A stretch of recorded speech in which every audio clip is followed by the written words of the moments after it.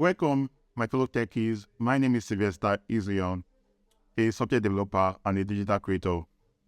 Today is the first episode of the podcast I'll be doing, and today's topic is, I am 30 above, can I get into tech? This is a question that arises from people that are from 30 years upward. You see people starting that question, I'm 30 above, can I get into tech?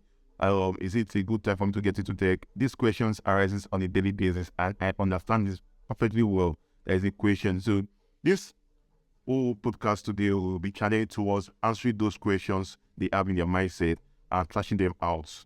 So kindly stay tuned, like this video, follow or subscribe. So the first we're looking at the stereotyping, and it is a very common issue when people are asking about the whole age issue when it comes to programming. Yes, stereotyping, that's one thing that comes to your mind. Because the truth is that normally before now, when you hear the issue of the name programmer, when you hear, this guy is a programmer, you always have this feeling in your mind that this guy is a nerd. This one guy is always in investment code, writing codes and manipulating the computer. It does not come out. No, that is not who a programmer is. So programmers are not young people. You're not young boys or anything. Yes, everybody can go into the industry, both young and old. But you find the older ones to be shining more in the industry because they already understand this terrain. They understand a lot of things. So your age most times is not a factor. So I will say I even will appreciate them because most times as an older person, they are coming from another field. And there are some stuff you do in other fields that are applicable here in the programming. It's not just about writing code. There are other processes that take in developing a software. They have the process of analysis. They have the process of getting information, validating the information, planning and the rest. So programming does not just entail just going to write software and the rest. So these your skills are still needed. These people need your skills. So don't think that's an issue. So stop stereotyping yourself. Even the ladies also. You see advanced ladies, it's not young girls that feel like you're a young child, they are doing stuff. No. You find advanced ladies in the tech industry doing stuff and they are making the world cool where they are doing stuff. So the next is age discrimination in the workspace. I understand that this has been an issue with some companies.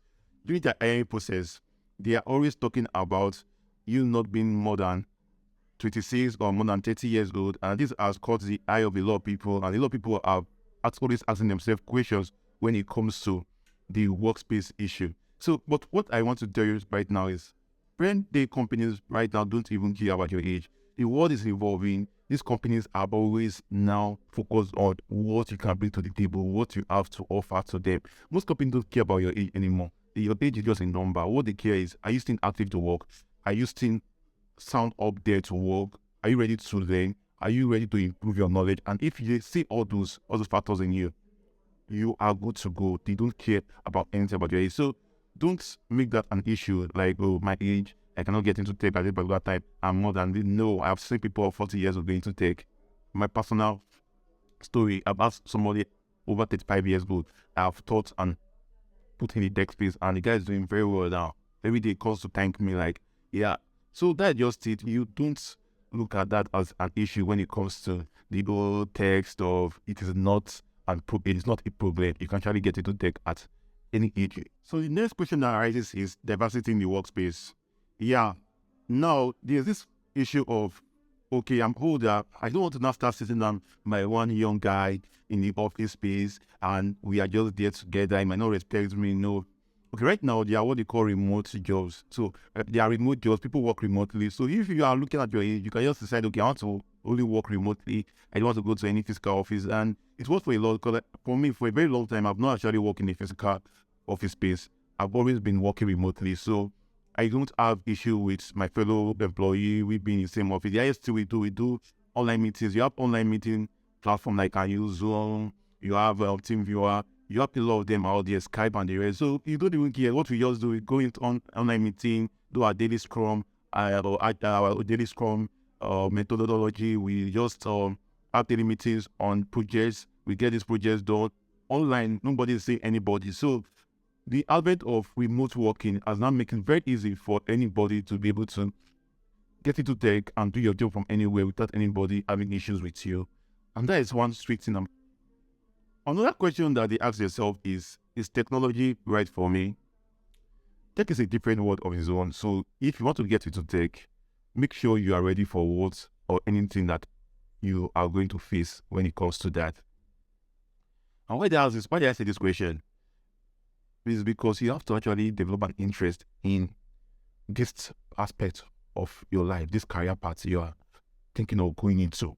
Because if you don't build yourself into this career path you are going into, most times you will fail along the road. So I've seen people that will come and meet me, how to go into direct, one day, 2 days, 1 week they started, before you know, the next day, I don't have interest, I don't like what that. So that's just it. You have to start trying to reach out to people, go and start taking free courses, because I won't advise you to go into paid courses yet, because we don't know if you will like the whole tech thing. So use those free courses to open your mind. Try different aspects. Okay, try this. I feel this aspect is not something of your interest. You can try the other one. So you keep trying other aspects. Ask people questions. There are people who are already higher than you in the tech space, who have been there for a while.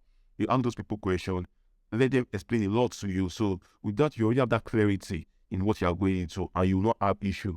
Know if it's for you. And my dear, if it's not for you, please just leave. Because the truth is that if it's not for you and you're trying to force yourself, you will not make headway. And the truth is that anything you want to go into, you want to make headway, you have to be very successful in what you're going into. So put that behind your mind. It's tech for you. And if it's for you, after doing your research and asking these questions, and you see it's for you, then get into it.